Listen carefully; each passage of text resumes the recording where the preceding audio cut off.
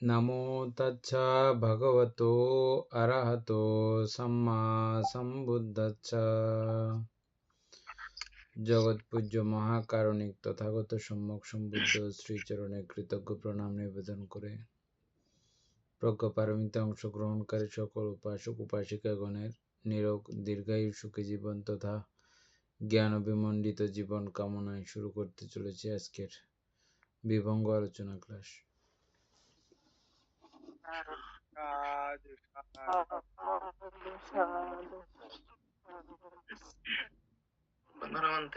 মঙ্গল।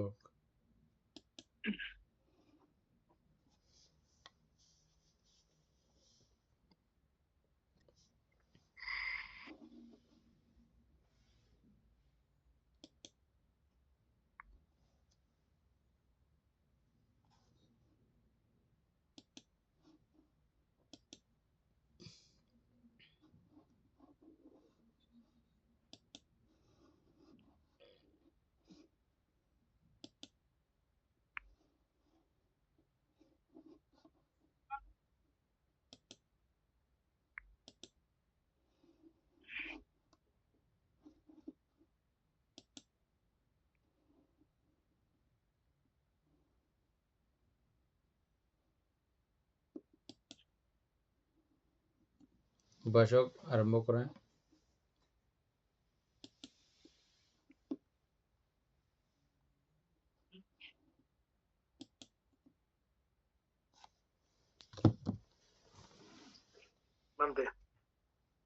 চারটি স্কন্ধ ক্লেশ নহে, একটু শুরু জানো সুকুমার।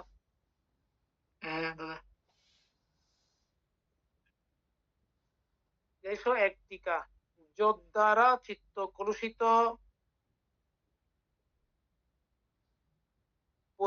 পরিতপ্ত ব্যাধিগ্রস্ত মলিন ও নীচ হয়, তাই চিত্তে ক্লেশ বা ক্লেশ।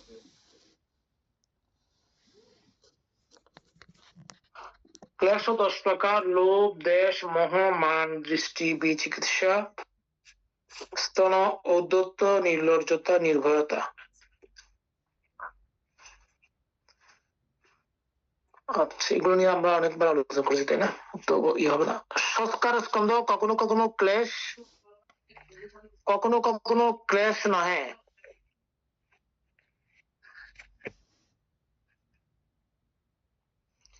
রূপ স্কন্ধ সংক্লেশিক, ক্লেশের যোগ্য বা আলম্বন।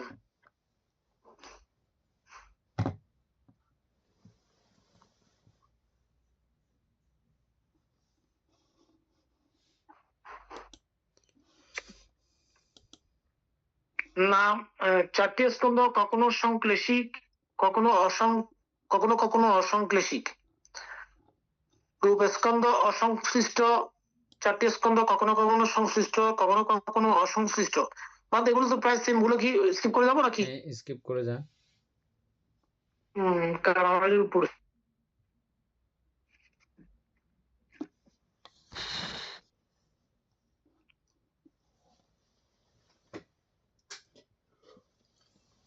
তাইলে ওখানে নিচের দিকে আছে কি,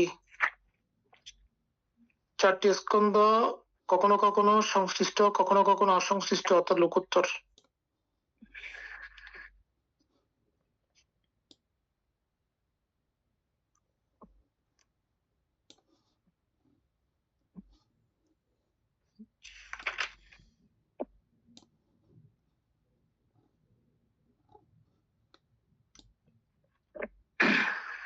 আইতন বিভঙ্গ জন্ম একেবারে স্কন্ধ বিভাগ সমাপ্ত। প্রশ্ন জিজ্ঞাসা প্রশ্ন আকারে বিশ্লেষণ আকারে সমাপ্ত। আয়তন বিভঙ্গ সূত্র অনুসারে বিভাজন।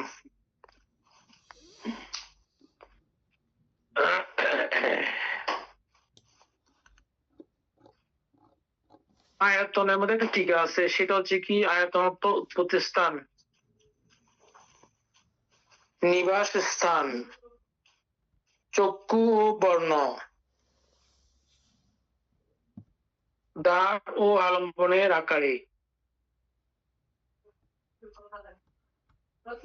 চক্ষু বিজ্ঞানের আয়তন বা উৎপত্তি স্থান।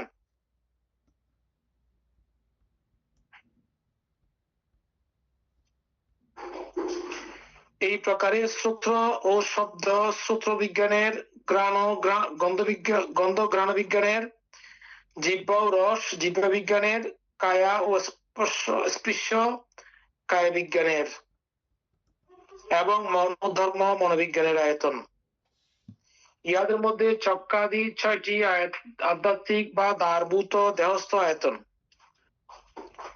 চক্রাদি 6টি আধ্যাত্মিক বা দ্বারভূত দেহস্থ আয়তন এবং রূপাদি 6টি আলম্বনভূত বহির আয়তন।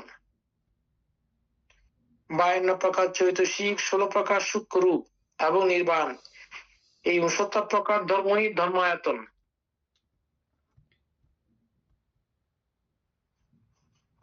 আচ্ছা, 16 প্রকার সূক্ষ্ম রূপগুলো কি কি জানি সুকুমার?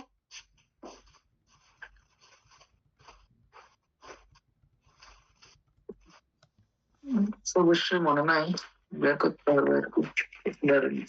লিস্ট আছে কিনা পাশে?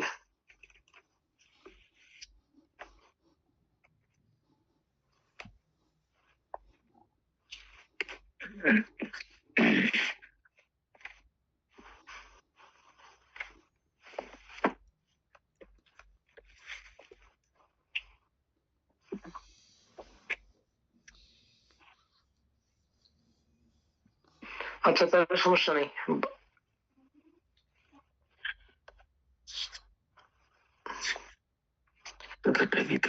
বলে গেছি, অনেকদিন ধরে আলোচনা হচ্ছে না যে। না, কোথাও লেখা আছে কিনা সেখানে জিজ্ঞেস করলাম। যাই হোক, না, লেখা আছে তো। এগুলো হচ্ছে 4 মহাভূত রূপ একটা, ভাব রূপ 2টা, হৃদয় রূপ একটা, 16 প্রকার সূক্ষ্ম রূপ হলো আর কি।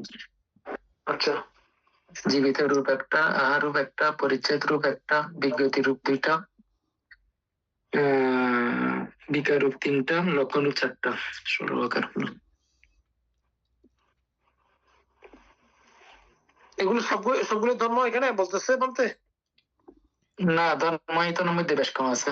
ধর্মায়তন তো 56টা হ্যাঁ, 69 প্রকার। এটাও অবশ্যই লেখা আছে এটা। কারণ এই ধর্মায়তন 16 প্রকার সূক্ষ্ম ধর্মায়তন বলা হচ্ছে, সেখানে আমি জানতে চাচ্ছিলাম। 16 প্রকার না, হ্যাঁ, 16 প্রকার সূক্ষ্ম, 52 প্রকার চৈতসিক ও 16 প্রকার সূক্ষ্ম রূপ এবং নির্বাণ। 69 প্রকার ধর্মায়তন আর কি। অর্থাৎ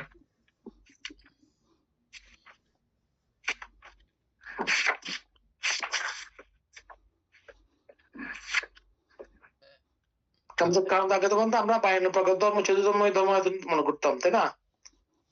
বা আলোচনা করছিলাম আমরা, কিন্তু এই 16 প্রকারটা যুক্ত হয়েছিলাম এখানে। হয়তো আগে আমরা, আমার মনে হয় আর কি পড়ছিলাম কিনা এটা। আয়তন অর্থ উৎপত্তি স্থান। কিসের উৎপত্তি স্থান? বিজ্ঞানের উৎপত্তি স্থান। হ্যাঁ। নিবাস বা স্থান। চক্ষু ও বর্ণ, দ্বার ও আলম্বনের। চক্ষু হচ্ছে দ্বার, বর্ণ হচ্ছে আলম্বন। দ্বার ও আলম্বনের আকারে চক্ষু বিজ্ঞানের আয়তন বা উৎপত্তি স্থান।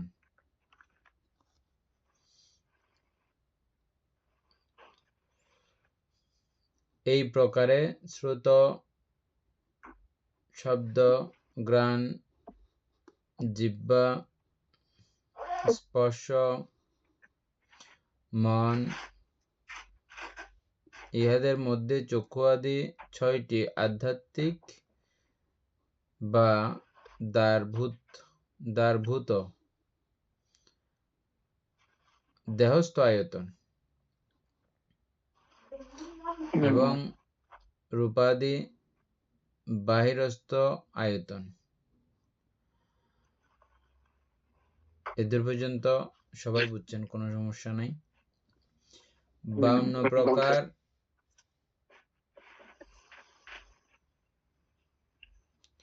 চৈতসিক, 16 প্রকার সূক্ষ্মরূপ এবং এক প্রকারই নির্বাণ বান্তে।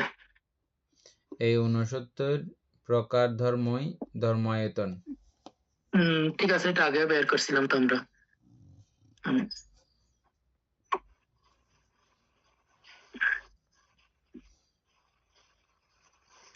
সেটা আমরা ওই অভিধর্ম অর্থ সংগ্রহের মধ্যে পড়ছিলাম যে ওই আয়তন বিভঙ্গের মধ্যে বানতে ওখানেই আছে আর কি, এই লেখাটা ওখানেই আছে। 69 প্রকার ধর্মই মানে তাতে ধর্ম আয়তন। আচ্ছা, বুঝছেন ওখান থেকে বের করছিলাম। কেন ধর্মায়তন এটা বুঝছেন? এমনি তো ওই 52 প্রকার চৈত্রিক এগুলো তো ঠিকই আছে, ওই 16 প্রকার সূক্ষ্ম রূপটা মানে তাতে যারা যুক্ত হয়েছে আর কি।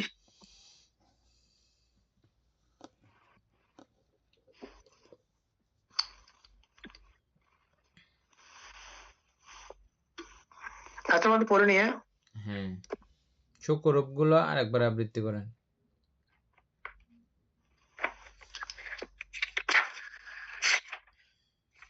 এটা হচ্ছে যে অর্থাৎ চারি মহাভূতের মধ্যবান্তে শুদ্ধ আপদাতু একটা,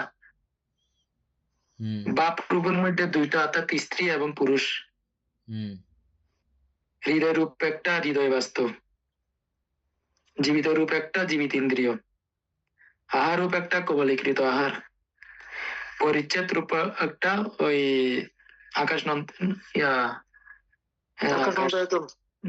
আকাশ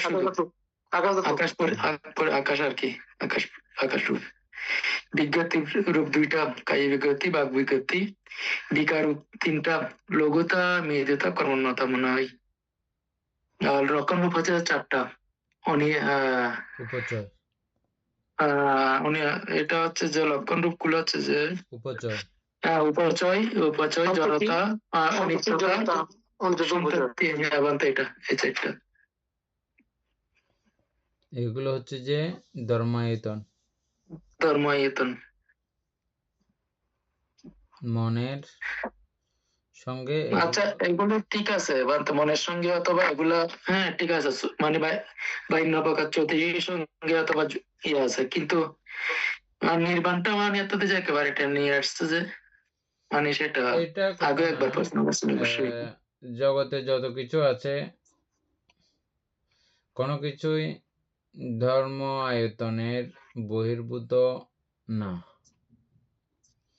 তো এই 69 প্রকারের মধ্যে জাগতিক সমস্ত বিষয় আসছে কিনা?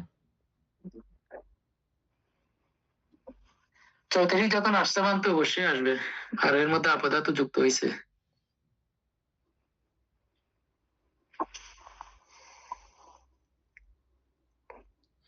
যাই হোক, এটা একটু ভালো করে বুঝে নিলে ভালো হবে।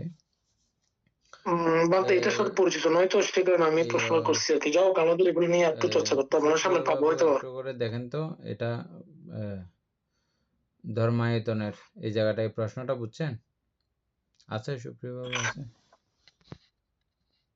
আছে বলতে এটা একটু বাইর করার চেষ্টা করেন।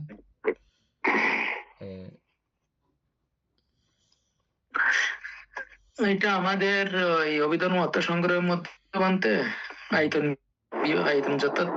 পড়ছিলাম, বুঝি নাই।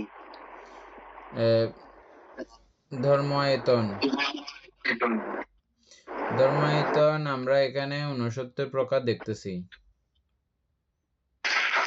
তো নর্মালি ধর্মায়তন হওয়ার কথা যে যা যা কিছু মনের সঙ্গে সম্পর্কিত হয়, মন যা যা কিছু করতে পারে, মনের সঙ্গে সম্পর্কিত হয়ে বিধান উৎপন্ন করতে পারে, ও বাইরে মনে হয়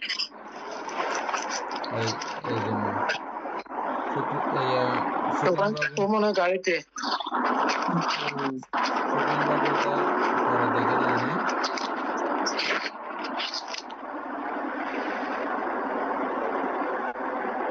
অথবা এখন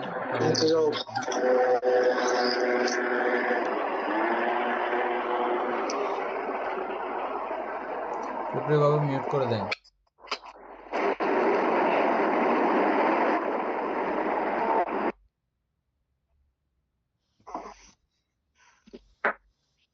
আচ্ছা,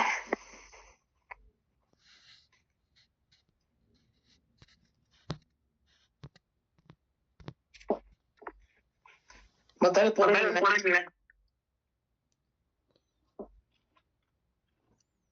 হ্যাঁ, এক সূত্র অনুসারে এই বিভাজন সুপ্রিয় পাঠিয়েছে ওনার ধর্মায়তন 72 প্রকার পাঠিয়েছে।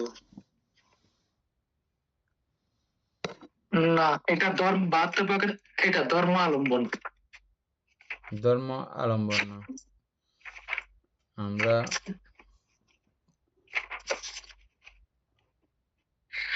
না 76, আমরা যেটা ধর্ম আলম্বন গ্রাহী চিত্ত যেটা বের করছিলাম এটা হচ্ছে 76 প্রকার। আর এটা হচ্ছে যে যে ধর্মায়তন। ধর্মায়তন। জানতে? হ্যাঁ, এটা হচ্ছে যে ধর্মায়তন। এটা ধর্মায়তন, ওইটা ধর্ম আলম্বন গ্রাহী চিত্ত যেটা 76 প্রকার যেটা বের করছিলাম এটা। অর্থাৎ চোখের সঙ্গে যেমন রূপের বা বর্ণের, স্রোতের সঙ্গে যেমন শব্দের, ঠিক এভাবে মনের সঙ্গে এই 69 প্রকার ধর্মের সম্পর্ক, এই 69 প্রকার ধর্মের সঙ্গে সম্পর্কিত হয়ে মনোবিজ্ঞান উৎপন্ন হয়। এটা তো এটাই বিস্তারিত আলোচনার জন্য প্রশ্ন হচ্ছে যে এটা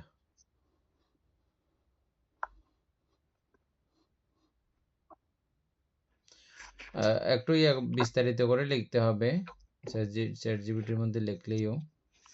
এটা মনে হয় বানতে খুঁজে আমার মোবাইলে চার্জ নেই, এটা আমি দেখতাম।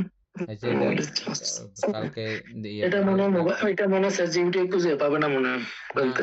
পাবে, এটা ওইভাবে লিখতে হবে। হ্যাঁ পাইছি বানতে চক্ষু ইয়েতে চক্ষু বানতে পাইছে? হ্যাঁ পাইছি। এখানে সুখ ইয়ে দিছে তো 69 প্রকার দিছে ধর্মায়তন। হ্যাঁ, কেন সেটা লিখছে মানে আর কি, এটা আবার লিখেন মানে তো এই যে কেন, এটা এরপরে লিখলে আসবে। আমরা মানে তো কেন আমরা বিষয়টা জানতে চাচ্ছি। দর্শন অনুযায়ী আয়তন প্রধানত 12টি। এর মধ্যে 5টি বাহ্যিক আয়তন, রূপ, শব্দ, রস, স্পর্শ, সপ্তম থেকে 1200 পর্যন্ত সাথে সম্পর্কিত বিষয় আলোচনা করা হয়। আপনি যে 69 প্রকার ধর্মায়তন কথা বলছেন সেটি মূলত 52টি চৈতসিক, 16টি সূক্ষ্মরূপ এবং একটি নির্বাণ, এই সবকিছুর সমষ্টি। যখন এই 69টি বিষয়কে একত্রে একটি আয়তনের অন্তর্ভুক্ত করা হয় তখন তাকে ধর্মায়তন বলা হয়। না ওই তো 12 প্রকার চৈতসিক তো ঠিক আছে, এগুলো তো ঠিক আছে, কিন্তু নির্বাণটা মানে আগে ক্লিয়ার হয় নাই, নির্বাণটা কেন আসছে এটা আগে প্রশ্ন ছিল। না, নির্বাণ তো অবশ্যই আসতে, নির্বাণ না, আমার কথা মতো তো পুরো জাগতিক সমস্ত বিষয়ই আসা উচিত বা আসার কথা। এরকম হলে সারি মহাভূত তো প্রথমে আসার কথা, কিন্তু সারি মহাভূত আসা নেই তো। অর্থাৎ এভাবে হওয়ার কথা যে 28 প্রকার রূপ এবং 52 প্রকার চৈতসিক নির্বাণ। বলছে রূপ মোট 28 প্রকার, এর মধ্যে 12টি স্থূল রূপ বাদ দিলে বাকি 16টি ধর্মায়তনের অন্তর্গত। যেগুলো যেগুলো যেগুলো আচ্ছা বলতে আমরা এই 16টি ধর্মায়তন কিভাবে হয় এটা একটু আলোচনা করতে হচ্ছে বলতে। বুঝি নাই। 16টি ধর্মায়তন যেগুলো বলা হচ্ছে এখানে, ওগুলো আমরা আসলে ধর্মায়তন হচ্ছে কিনা তুই দেখলে তো হচ্ছে বলতে না। ধর্মায়তন তো এমনি সবগুলোই হয়। আচ্ছা, আমি এটা কালকে ইয়ে করবো, আরো কালকে দেখবো, এখন থাক।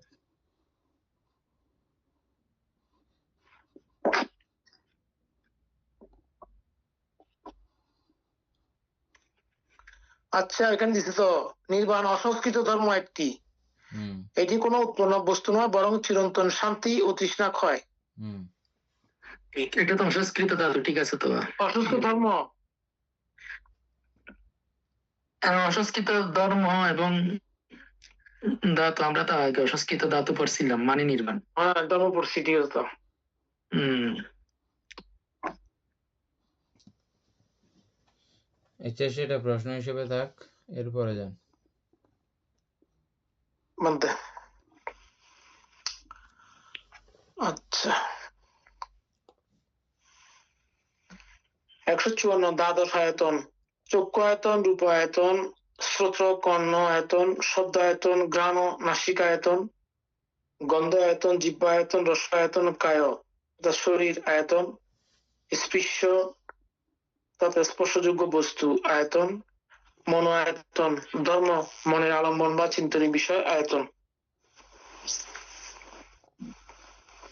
আচ্ছা,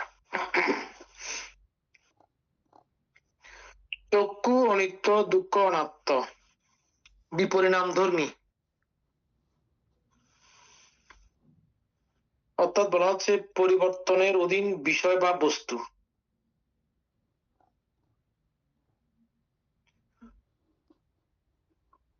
এটা হচ্ছে বিপরিণাম ধর্মী। রূপ অনিত্য, দুঃখ অনাত্ম, বিপরিণাম ধর্মী। শ্রোত্র দুঃখ শ্রোত্র অনিত্য, দুঃখ অনাত্ম, বিপরিণাম ধর্মী। শব্দ অনিত্য, দুঃখ অনাত্ম, বিপরিণাম ধর্মী। ঘ্রাণ অনিত্য, দুঃখ অনাত্ম, বিপরিণাম ধর্মী। গন্ধ অনিত্য, দুঃখ অনাত্ম, বিপরিণাম ধর্মী।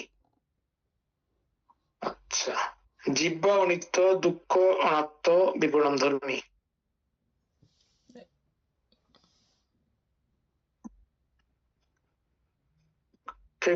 রস অনিত্য, দুঃখ অনাত্ম, বিপরিণাম ধর্মী। কায় অনিত্য, দুঃখ অনাত্ম, বিপরিণাম ধর্মী। স্পৃশ্য অর্থাৎ স্পষ্টব্য অনিত্য, দুঃখ অনাত্ম, বিপরিণাম ধর্মী।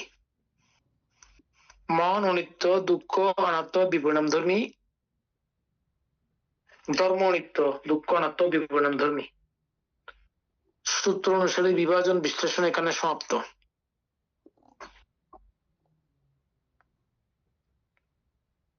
আচ্ছা, অভিধর্ম অনুসারে বিভাজন: দ্বাদশ আয়তন: চক্ষু, শ্রোত্র, ঘ্রাণ, জিহ্বা, কায়, মন, রূপ, শব্দ, গন্ধ, রস, স্পর্শ ধর্ম।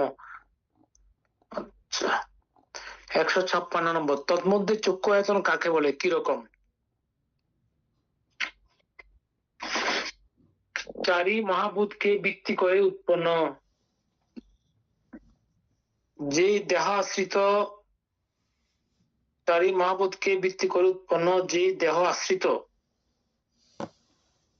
অনিদর্শন অর্থাৎ অদৃশ্যমান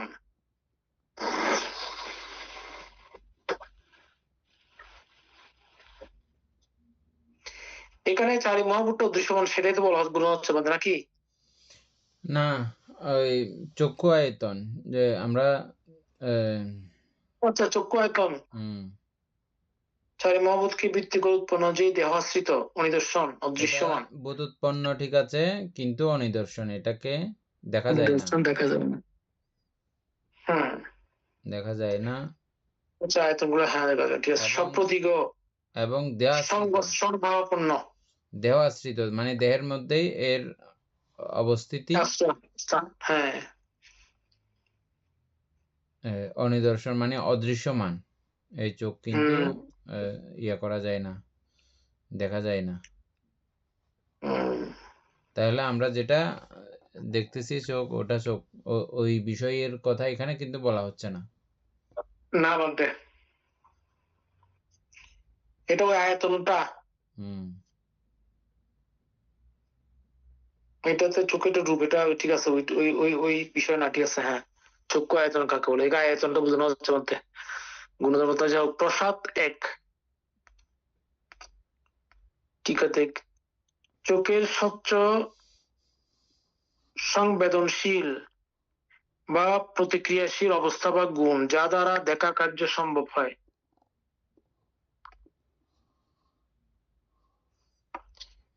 সেই অনিদর্শন সপ্রতিগ চক্ষু দ্বারা কেউ স্বনিদর্শন দৃশ্যমান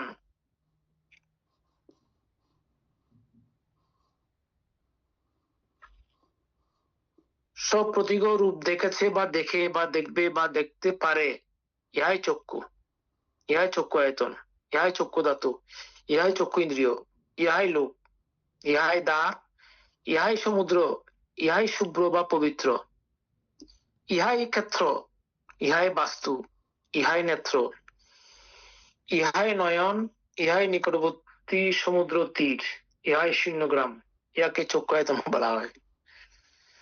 এগুলো আমরা সব আর কি আলোচনা দেখি করছিলাম এর মধ্যে, মনে আছে আশা করি সবার। বলতে এগুলো আমরা সবগুলো আলোচনা করছি আমরা ধর্মসঙ্গিনীতে, সবার মনে আছে আশা করি।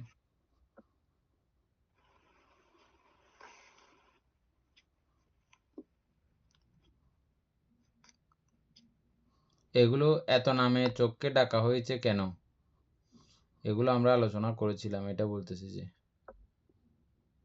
ধর্মসঙ্গিনীতে হ্যাঁ।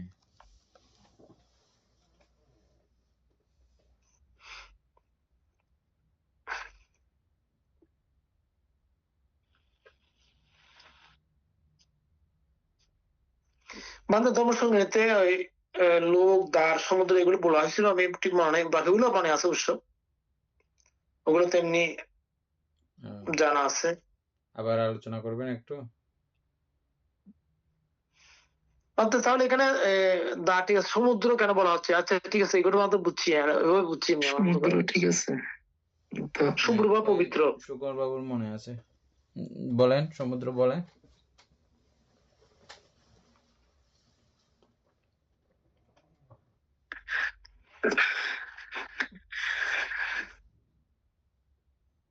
মানে এটা তো চক্ষুর মানে অর্থাৎ কিভাবে বুঝিয়ে বলতাম, সমুদ্রের মতো আর কি, এই যে এই চক্ষু আয়তনটা বানতো আর কি।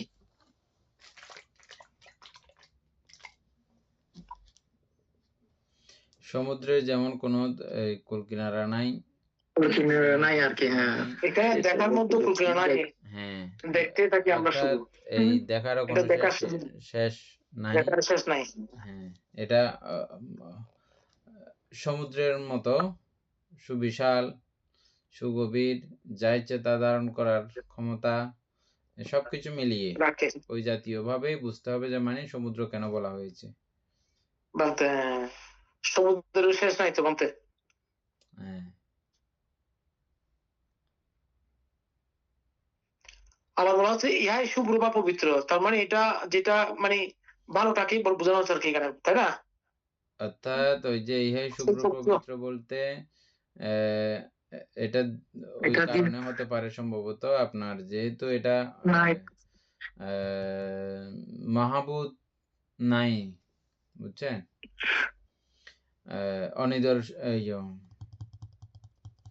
অনিদর্শন, তারপরে ভূত উৎপন্ন বটে কিন্তু চারি মহাভূত নাই।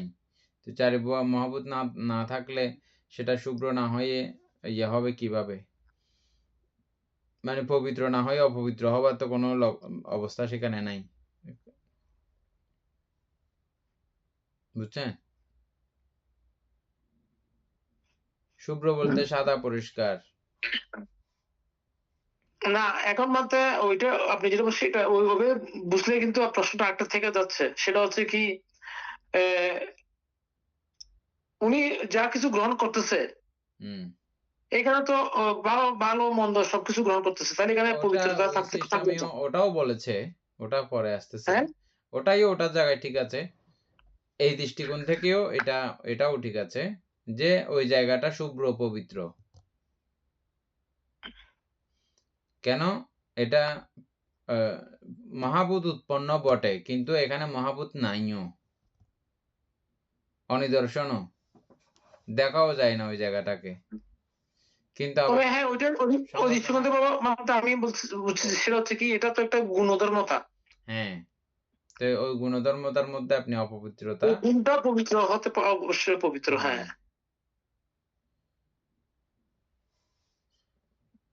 পবিত্র বলতে এটা তো ওরকম ইয়া না, এখানে মানে চারি মহাভূত নাই হিসাবে ওই দৃষ্টিকোণ থেকে পবিত্র, ও আচ্ছা, ওই দৃষ্টিকোণ থেকে পবিত্র না। মানে শুভ্রর ইয়াটা লিখতে গিয়ে পবিত্র লেখা হয়েছে আর কি।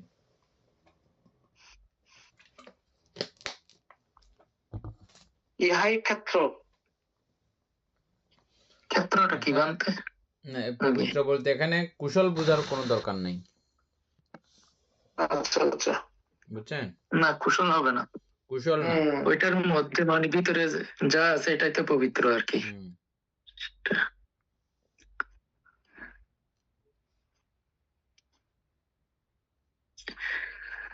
আর ক্ষেত্র বলতে ক্ষেত্র যে ওই যে আয়তনের ক্ষেত্র, অর্থাৎ এটা স্থানটা। হ্যাঁ, আয়তন বা ক্ষেত্র, ইয়ে উৎপন্ন হওয়ার, কুশলাকুশল উৎপন্ন হওয়ার ক্ষেত্র, এটা দিয়ে উৎপন্ন হচ্ছে না, ক্ষেত্র মানে জমি আর কি। তারপরে ইহাই নিকটবর্তী সমুদ্র তীর, ইহাই শূন্যগ্রাম। ইহাই বাস্তু তো বুঝছেন সবাই। ইহাই নেত্র, নেত্র মানে হচ্ছে আমরা চোখকে নেত্র বলি। ইহাই নয়ন, ইহাই নিকটবর্তী সমুদ্র তীর।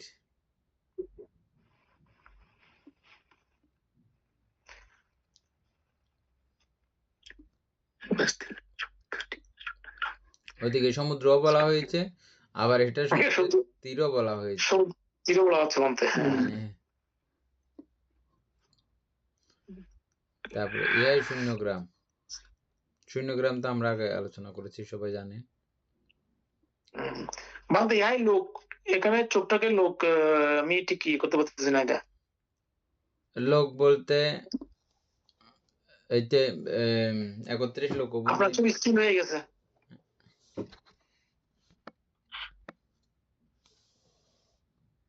এখন ঠিক আছে? হ্যাঁ, লোক বলতে কি বলতে এখানে? লোক বলতে 31 লোকভূমির অন্তর্গত ওই দৃষ্টিকোণ থেকে লোক, এবং লোকীয়তে লোক, তারপরে আচ্ছা, ওই দৃষ্টিকোণ থেকে লোক বলা হচ্ছে। আমি তারপরে লোপ অত্যেয় লোক,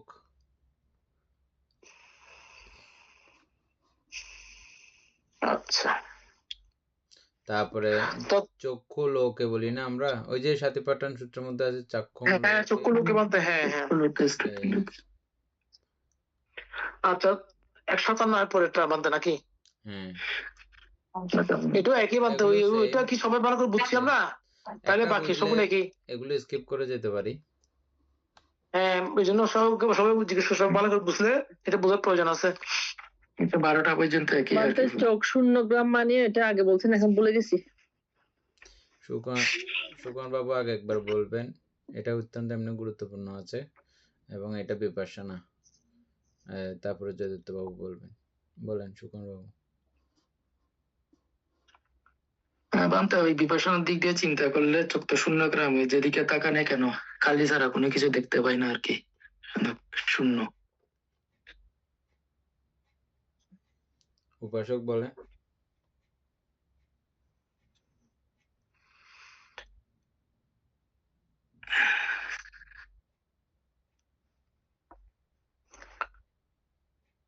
বানতে এখানে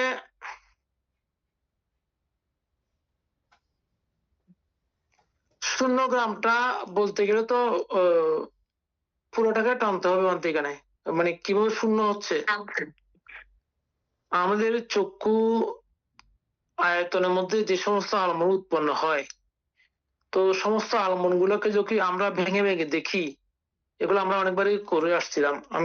আমি ওইভাবেই এটাকে শূন্যগ্রাম চিন্তা করছি বানতে আর কি। আর আমরা কি আলোচনা করছিলাম সেটা ঠিক পুরোপুরি মনে নেই আমার কাছে। ঠিক আছে, ওটাই। এখন এটা তো লম্বা কথা। হ্যাঁ, লম্বা কথা আর কি। এটা তো বলতে, হ্যাঁ বানতে বলতে গেলে তো অনেক লম্বা কথা। অর্থাৎ এই যে চোখ, চোখের উৎপত্তি কিভাবে হলো, আমরা হ্যাঁ পুরো রূপের উৎপত্তি পুরাটা দেখে আসতে হবে, এবং এটা আবার কিভাবে এখন শূন্য হলো, এই সিস্টেমে এটা না থাকলে এটা নাই, এটা না থাকলে এটা নাই, এটা না থাকলে এটা নাই, এক পর্যায়ে দেখা গেল যে ওভাবে দেখতে দেখতে কিছুই নাই এখানে, সব তো শূন্যই না। এগুলো তো সমষ্টিগত কথা হয়ে আসছে বলতে। হ্যাঁ, এগুলো সংযুক্ত ধর্মের সমষ্টি মাত্র। সমষ্টি মাত্র, সংযুক্ত হ্যাঁ। ধর্ম একত্রিত হয়েছে বলে এটা আমার কাছে এই মুহূর্তে প্রতীয়মান। কিন্তু এই আচ্ছা। সংযুক্ত ধর্ম বিযুক্ত হইলেই, সংযুক্ত ধর্মকে বিযুক্ত অবস্থায় যদি আমি দেখি, বুঝি, চিন্তা করে ভাবি, তখন এটা পুরো শূন্য গ্রাম। শূন্য গ্রাম লেখাতে কেলেঙ্কাল হয়ে গেছে আর কি, শূন্য বললে অসুবিধা নাই। হ্যাঁ বলতে ওই দিক দিয়ে ওই একটা মানে তো যে অনাত্মাটা চিন্তা করলে হয়ে যায় আর কি অনাত্মা বলতে। আর কি, শূন্য গ্রাম বা অনাত্মা বললেও কোনো অসুবিধা নাই। হ্যাঁ অনাত্মা চিন্তা করলে ভালো করে।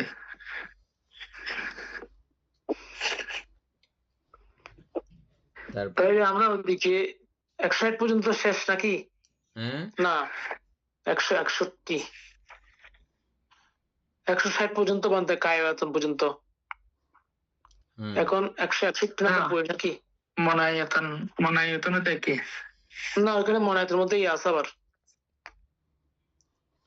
বেশ কম আছে। মনায়তন এটা বললে আগের আমাদের প্রশ্নটা কিছুটা ক্লিয়ার হবে। মনায়তনের মধ্যে তা বানতে সবগুলো আসবে একই, মানে চক্ষু বিজ্ঞান, স্রোত বিজ্ঞান, ঘ্রাণ বিজ্ঞান, এগুলো মানে সহিতুক অহিতুক এগুলো আসবে যে। আচ্ছা, তারপরে এটা পড়ি না, এটা তো আর সেম নয়। আচ্ছা, তন্মধ্যে মনায়তন কিরূপ? এক প্রকারে মনায়তন স্পর্শ সম্প্রযুক্ত, দুই প্রকারে মনায়তন সহেতুক আছে, অহেতুক আছে, তিন প্রকারে মনায়তন কুশল আছে, অকুশল আছে, অব্যবহিত আছে, চার প্রকারে মনায়তন কামগোচর আছে, রূপগোচর আছে, অরূপগোচর আছে, অপরিয়াপন্ন অর্থাৎ অসংশ্লিষ্ট অর্থাৎ লোকোত্তর আছে।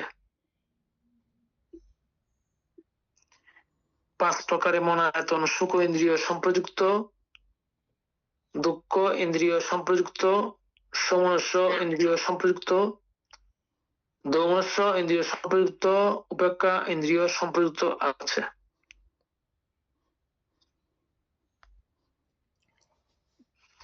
ছয় প্রকারের মধ্যে চক্ষু বিজ্ঞান, চক্ষু এতক্ষণে শ্রোত্র কি ঘ্রাণ আসছে আমাদের আগের প্রশ্ন থেকে, যেমন এখানে চারি মহাভূতের মধ্যে তিনটা বাদ দেওয়া হয়েছে, হ্যাঁ বলতে, কিন্তু আমরা জানি যে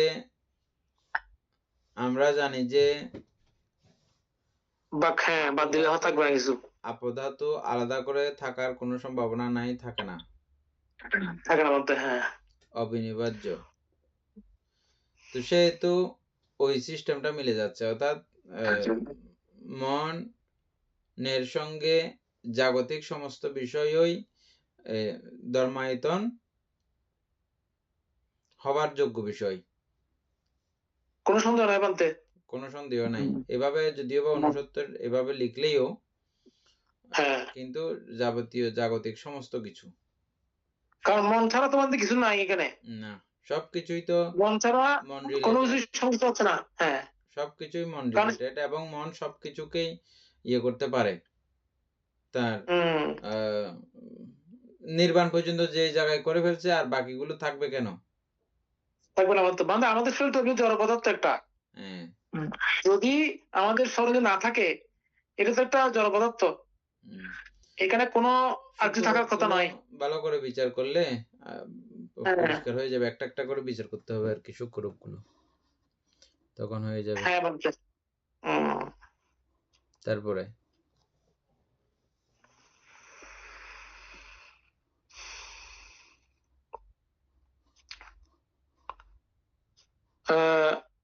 ছয় প্রকারে পড়ছে মনে হয় না, 7 প্রকার চক্ষু শ্রোত্র ঘ্রাণ জিহ্বা কায় মনোবিজ্ঞান ধাতু।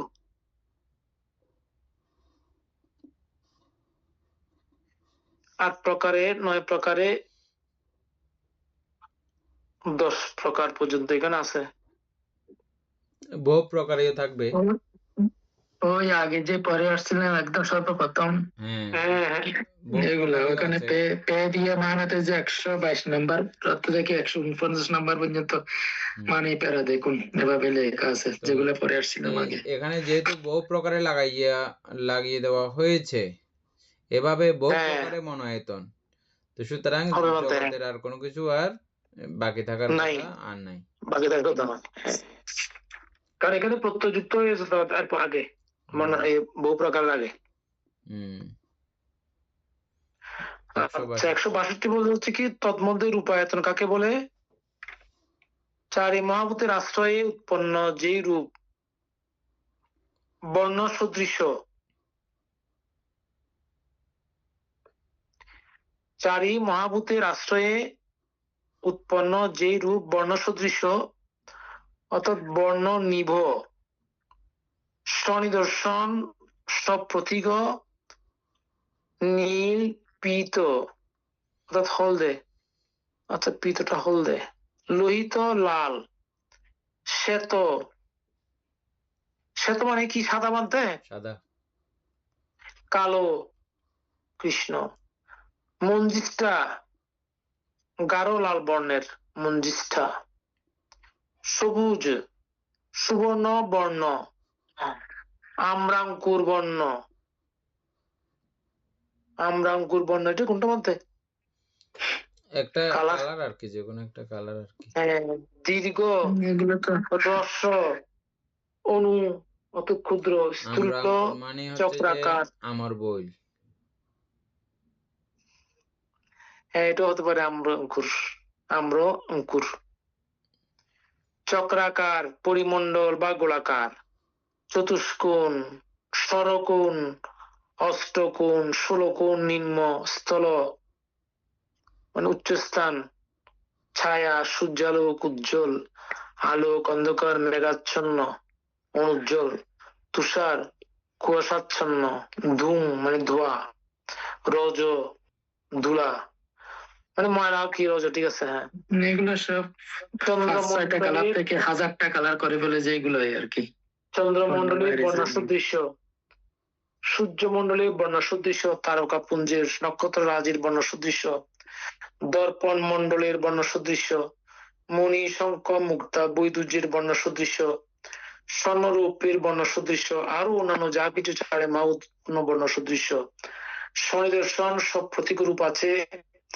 যেই স্বনিদর্শন সব প্রতীক রূপকে অনিদর্শন সব প্রতীক চক্ষু দ্বারা দেখেছে বা দেখে বা দেখবে বা দেখে থাকে, ইহাই রূপ, ইহাই রূপায়তন, ইহাই রূপদার্থ, ইহাকে রূপায়তন বলা হয়। এটা আর রূপায়তন না বুঝতে পারার কোনো ব্যাপার নাই। জগতে যা কিছু দেখা যায় এই অনিদর্শন রূপ অনিদর্শন। চক্ষু দ্বারা, অনিদর্শন চক্ষু দ্বারা, চক্ষু লোক দ্বারা আগে যেটা পড়ছি ওটা দ্বারা যা কিছু দেখা যায় জগতে এগুলো সবগুলো রূপায়িত।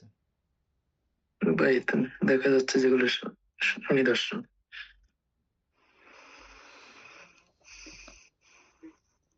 তারপরে আচ্ছা তন্মধ্যে এগুলো একই, 163 শব্দ আয়তন কাকে বলে? এগুলো একই, একটা বুঝলে ওটা বুঝলে আর এটা কোনো ইয়া নাই, পে করে যেতে গন্ধ আয়তন, রস আয়তন, স্পর্শ আয়তন, আমরা পড়ছিলাম না দাদা ওই যে অবিনিবার্য রূপ আর কি, অবিনিবার্য রূপকে এখানে ভাগ ভাগ করছে আর কি, মানে রূপ শব্দকে, প্রথম রূপকে, তারপরে শব্দকে, তারপরে গন্ধকে, এগুলো এগুলা এগুলা বারবার করছে বলতে এগুলো ইয়ে করছে আর কি, কোনটা কিরকম করে বিশ্লেষণ করছে, কোনটা কিরকম করে এগুলা বিশ্লেষণ করছে আরো কিভাবে করে উৎপন্ন হয়।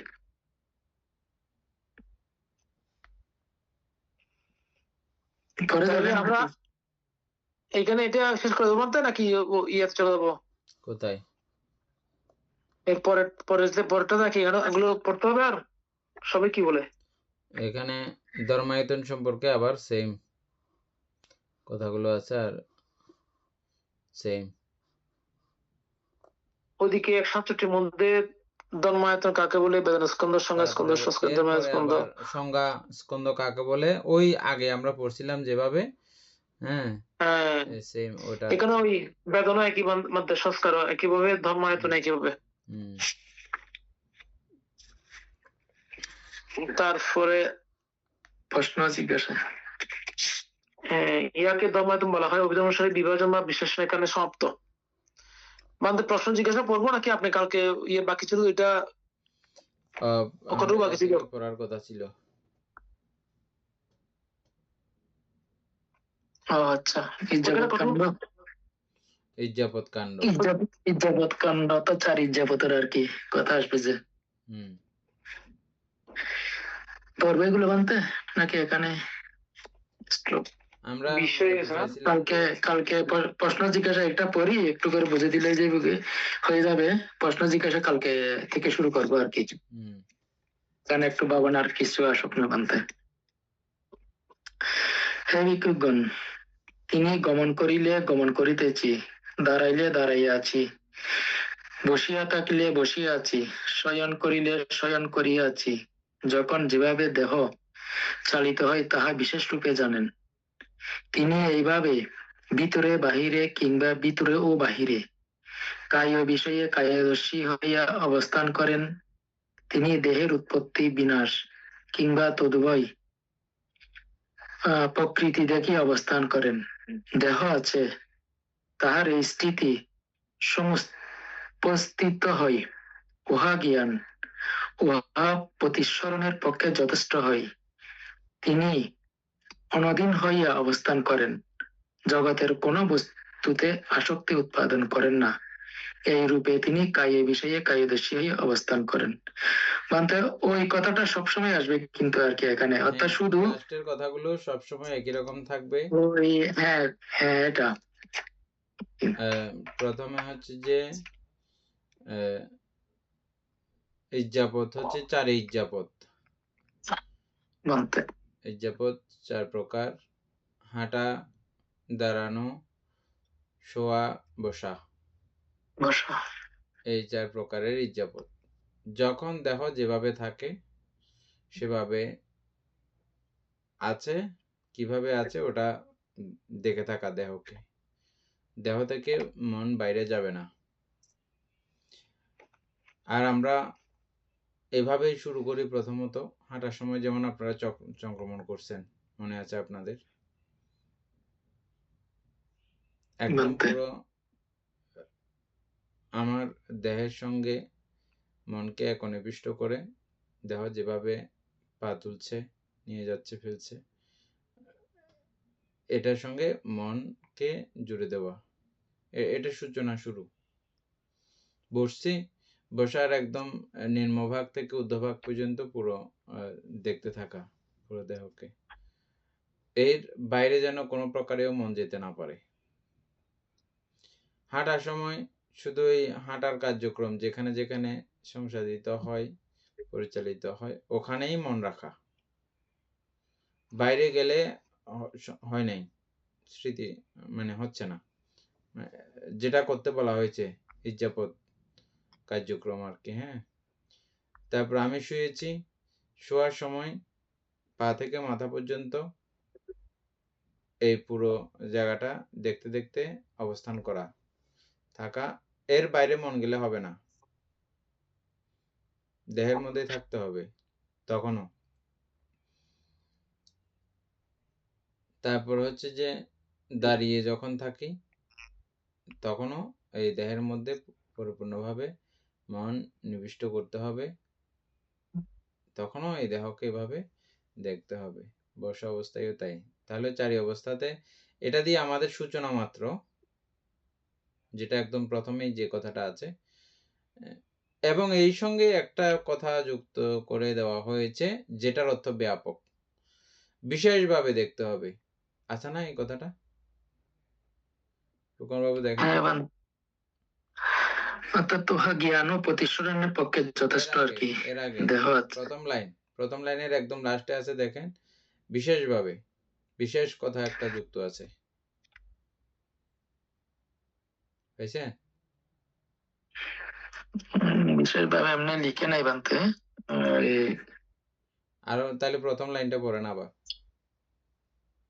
ইজ্জাপথের কাণ্ডর এখানে হ্যাঁ হে ভিক্ষুকগণ, তিনি গমন করিলে গমন করিতেছি, হুম দাঁড়াইলে দাঁড়াইয়া আছি, হুম বসিয়া থাকিলে বসিয়া আছি, হুম শয়ন করিলে শয়ন করিয়াছি। হুম যখন যেভাবে দেহ চালিত হয় তাহা বিশেষ রূপে জানেন। এই বিশেষ রূপে এটা হ্যাঁ, বুঝছেন, এই বিশেষ রূপের এটার আশ্বাস নাই, এটা একেবারে হ্যাঁ, আপনার এরকম। এই বিশেষ আমরা যেগুলো যেগুলো এখন পড়তেছি বুঝছেন, দেহতত্ত্বের একদম সমূলে সবিস্তারে সূক্ষ্ম থেকে সূক্ষ্ম জায়গায় পৌঁছে যাওয়া। শুধুমাত্র ওই যে হাঁটার সময় তো মানে শুকানো থেকে শুকানো ভাবে মানে তবে জানতে হবে। যেমন অর্থাৎ এই প্রথম স্টেপ হচ্ছে যে তুলছি নিচ্ছি ফেলছি, হুম এরপরে তোলার সময় মানে অর্থাৎ এই যে একটা তোলার সময় মানে চিন্তা করার একটা তুলছি, আবার নেওয়ার সময় আস্তে আস্তে নিচ্ছি এটা, হুম তারপরে নামার পরে নিচে এটা চিন্তা, আবার ফেলার সময় ফেলতেছি এটা একটা, তারপরে ফেলছি পা স্পর্শ করছে এটা একটা, এভাবে 4 স্টেপে আসছে এবং আর কি। আচ্ছা যাই হোক, এটা এগুলো হচ্ছে যে মানে স্থূল বা এটা ক্রমান্বয়ে এই যে বিশেষ কথাটা বুঝতে হবে যে আপনাদেরকে এখানে গিয়ে আমাদের অভিধর্মের সঙ্গে ম্যাচিং করে হ্যাঁ, এই বিশেষ বিশেষ মানে হচ্ছে যে বিশেষ কিভাবে এগুলো নাড়াচাড়া হচ্ছে, এগুলো তো এরকম এরকম বিষয় না, এগুলো তো এটা চারি মহাভূতের তৈরি, আমাদের এই পুরো এগুলো লড়তেছে কিভাবে, নড়াচড়া হচ্ছে কিভাবে, কি কারণে এগুলো হচ্ছে। হ্যাঁ, আমরা যা যা পড়ে আসছি কায় বিজ্ঞান সম্পর্কে আমাদের ন্যূনতম আইডিয়া হয়েছে না, সবগুলো মন দ্বারা কিভাবে কিভাবে পরিচালিত হয়। হ্যাঁ, সবগুলো বিচ্ছিন্ন ধর্ম, বিচ্ছিন্ন বিষয়। এখানে আবার এই প্রত্যয় সহযোগে কার্যকারণে এগুলো হাঁটতেছে, চলতেছে, কথা বলতেছে, আবার কথাগুলো বুঝার মতো হচ্ছে, একে অপরে আমরা বুঝতেছিও, মনের ভাবও প্রকাশ করতেছি, কি একটা কাণ্ড। হ্যাঁ, কিভাবে কিভাবে এই বিষয়গুলো হয়ে গেছে এগুলো সব বিস্তারে একদম শুরু থেকে একদম ওই পর্যন্ত পৌঁছে যাওয়া ক্রমে হয়, এটা হঠাৎ করে হয় না। এখন যেমন এগুলো আমি বলা মাত্র আপনারা বুঝে যাচ্ছেন, একসময় এই হাঁটার কার্যক্রমগুলো এটা হাঁটাটা এভাবেই শুরু হয়েছে, এটার শুরুটা গোড়াটা ওইখানে, এইটা ক্রমান্বয়ে এটা বিশাল থেকে ব্যাপক হয় আস্তে করে। কিন্তু আমাদের প্রথম যেটা কার্যক্রম ওই হাঁটা, তুলসী নিয়ে যাচ্ছে ফেলছি, এর বাইরে মন যেতে পারবে না, যেতে যেতে এগুলো জানা থাকলে ওই গভীর থেকে গভীরে বিষয়টা পৌঁছে, আর ওই পৌঁছার মাধ্যমেই আপনাকে এই দেহ থেকে বা নাম থেকে এবং রূপ থেকে বিচ্ছিন্ন করে দেওয়ার একটা প্রক্রিয়া এখানে তৈরি হয়। জ্ঞান ও প্রতিসরণের জন্য এটা যথেষ্ট, এভাবে দেখাটা, এই যথাযথ দর্শন জ্ঞান ও প্রতিসরণের জন্য যথেষ্ট। লাস্টে লেখা আছে না একটা এরকম কথা, হ্যাঁ, এইভাবে দেখলে এটা জ্ঞান ও প্রতিসরণের জন্য যথেষ্ট। আর স্থূলভাবে আমার দেহ এই কার্যক্রমগুলো যেভাবে যেভাবে পরিচালিত হচ্ছে, এটা সকলের দেহও তাই। আমার দেহের প্রতি যখন মমত্ব চলে যাবে, আর কোনো দেহের প্রতিও আমার মমত্ব থাকবে না। আর এই মমত্ব চলে যাওয়া মানে একদম ইচ্ছা মতো ইয়া করে দেওয়া, ক্ষত বিক্ষত করে দেওয়া দেহকে, এটা না। মমত্ব চলে গেল মানে আমি আমাকে ক্ষত বিক্ষত করে দিলাম বা অন্যকে ক্ষত বিক্ষত করে দিলাম, ওটা না।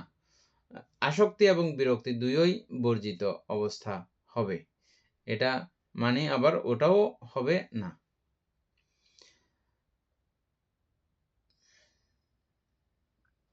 এই যাবৎ কাণ্ড বুঝতে পারছেন, এগুলো আপনারা বোঝা অত্যন্ত সহজ, যারা এতদিন যাবৎ খুব সুগভীরভাবে আমরা বলতাম আর কি, আসলে সাথী পাঠান সূত্র পড়লেই হয়ে যাবে।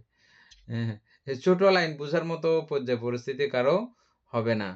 তবে একটা মজার বিষয় এটাই যে এই সাথী পাঠান সূত্রের জন্য বিশাল এবং ব্যাপক কিছু জানতে হবে এটাও কিন্তু না। এটা আপনি ওই অদ্ভুত থেকে শুরু করলে বাকিগুলো আপনা আপনি উৎপন্ন হয়। শুধু আপনাকে আমাকে দায়িত্ব দিয়েছে বুদ্ধ, শুধু তুলসী নিয়ে যাচ্ছে ফেলছে, এর বাইরে মনটা নিয়ে যাবে না।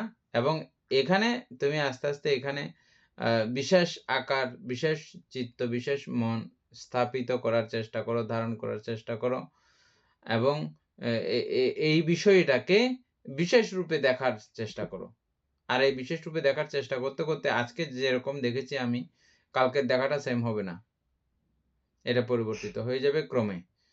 আমার এত কিছু এই অভিধর্মের আলোচনা যেগুলো আমরা পড়তেছি, এগুলো এত কিছু জানা বোঝার প্রয়োজন সেখানে পড়বে না। অটোমেটিকভাবে এই চর্চা, এই আচরণগুলোই আপনাকে ক্রমান্বয়ে এই গভীর থেকে গভীরতম জায়গাতে আপনাকে পৌঁছাবে, নিয়ে যাবে। এটা হচ্ছে যে ভাবনার ঠিকঠাক মতো জায়গা যদি হয়, ঠিকঠাক কলা কৌশল যদি থাকে, এবং সেই সঙ্গে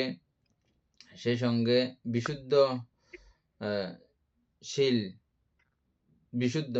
বিশুদ্ধিতা, যেটা আমরা সপ্ত বিশুদ্ধি ক্রমান্বয়ে যে সিস্টেমগুলো আছে, ওই বিশুদ্ধি আনয়ন করার মাধ্যমে যদি এটা আমরা করি, অবশ্যই 7 দিন থেকে 7 বছরের মধ্যে কি করা যাবে? 4 মার্গে 4 ফল, 4 মার্গের 4 মার্গ 4 ফলের যে কোনো একটা পাওয়া নিশ্চিত। গ্যারান্টি বলতে এটা গ্যারান্টি, সাতিপাটন সূত্রের এটা গ্যারান্টি।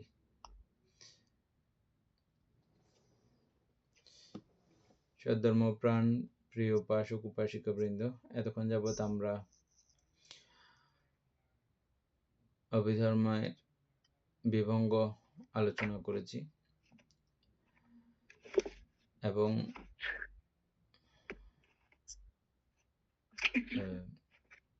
ইজ্জাপদ সংক্রান্ত কিছু আলোচনা আমরা করেছি। এতে আমাদের অপ্রমেয় পুণ্য সাধিত হয়েছে। এখানে আমরা এই এতক্ষণ যাবৎ যেই শব্দগুলো শ্রবণ করি, যেগুলো বলি, এগুলো এক একটা মহা গুরুত্বপূর্ণ। এটার গুরুত্ব কোনো সীমা পরিসীমা নাই, এটা অপরিসীম গুরুত্ববহ এবং জগৎ দুর্লভ কথাবার্তা। এগুলো জগতের মধ্যে এই কথাগুলো বলে এই মানুষের সংখ্যা, এরকম পাণ্ডিত্যতা ব্যক্তিদের সংখ্যা অতি নগণ্য। সেই নগণ্য জনের মধ্যে নগণ্য জনের প্রচেষ্টা কৃত বিষয়গুলো যে আমরা করতেছি, এটা কিন্তু কম ভাগ্যের বা কম পুণ্যের কোনো বিষয় নয়। সাধারণ পুণ্যকর্মের সঙ্গে আমরা প্রতিনিয়ত সম্পৃক্ত রয়েছি। এটা আমরা পুণ্যের কাছে প্রত্যেকেই কৃতজ্ঞ হতে পারি। আমাদের অতীতের এরকম পুণ্যকর্ম ছিল বিধায় আমরা এটা এই সঙ্গে আমরা সংযুক্ত থাকতে সক্ষম হচ্ছি। এতে আমাদের বর্তমানেও অপ্রমেয় পুণ্য সাধিত হয়ে চলেছে। এই পুণ্যরাশি অনন্ত চক্রবাসী সত্যগণকে দান করছি, এবং যারা এই পুস্তকাদি অনুবাদ কর্মে এবং এই পর্যন্ত আসার জন্যে যতজনের ভূমিকা রয়েছে, সঙ্গগণ সহ যারা এই ত্রিপিটককে ধারণ করে রাখার জন্য প্রযত্ন করেছেন, তাদের সকলের প্রতি কৃতজ্ঞতা এবং পূজা বন্দনা নিবেদন করছি সঙ্গের প্রতি। এবং আমাদের এই পুনরাশি অনন্ত চক্রবাসী সত্যগণকেও দান করছি, গুরুভান্তিদেবকেও দান করছি, মাতা পিতাগণকেও দান করছি।